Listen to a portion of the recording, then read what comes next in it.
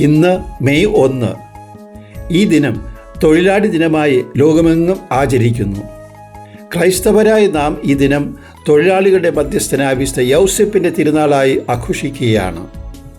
നെറ്റിയിലെ വിയർപ്പ് കൊണ്ട് ഭക്ഷണം കഴിക്കുക എന്ന തിരുവഴുത്ത് ജീവിതത്തിൽ അക്ഷരാർത്ഥത്തിൽ പ്രാവർത്തികമാക്കിയ തച്ചനാണ് വിശുദ്ധ യൗസേപ്പ്.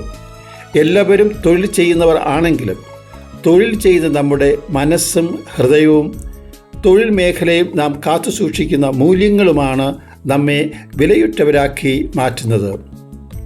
1858 അമേരിക്കൻ പ്രസിഡന്റ് തിരഞ്ഞെടുപ്പിൽ മത്സരിച്ച എബ്രഹാം ലിങ്കണെ ഷൂ ഉണ്ടാക്കുന്നവൻ്റെ മകൻ എന്ന് പറഞ്ഞ് സെനറ്റർ സ്റ്റീഫൻ ഡഗ്ലസ് കളിയാക്കിയപ്പോൾ എബ്രഹാം ലിങ്കൻ്റെ മറുപടി, എൻ്റെ പിതാവ് 1-ാം തരം ഷൂ മാത്രമേ ഉണ്ടാക്കിയിട്ടുള്ളൂ.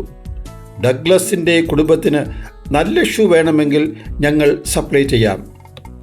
അദ്ദേഹത്തിൻ്റെ വാക്കുകൾ ഏത് തൊഴിലിനോടുമുള്ള ആദരവ്, ചെയ്യുന്ന ജോലി നന്നായി ചെയ്യുവാനുള്ള വാശി, തൊഴിലിനോടുള്ള പ്രതിബദ്ധത ഇവയെല്ലാം നിറഞ്ഞു നിൽക്കുന്നു.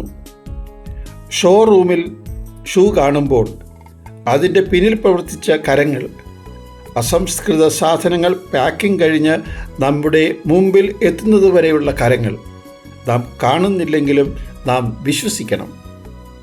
വിശുദ്ധ ഗ്രന്ഥത്തിൽ പണിയെടുക്കുന്ന വിശുദ്ധ യൗസേപ്പിനെക്കുറിച്ച് അധികമൊന്നും കാണുന്നില്ലെങ്കിലും ദൈവനിയോഗമായി തച്ചൻ്റെ പണി ചെയ്ത് കുടുംബം പോറ്റിയ തച്ചൻ്റെ കരങ്ങളിൽ നാം വിശ്വസിക്കണം.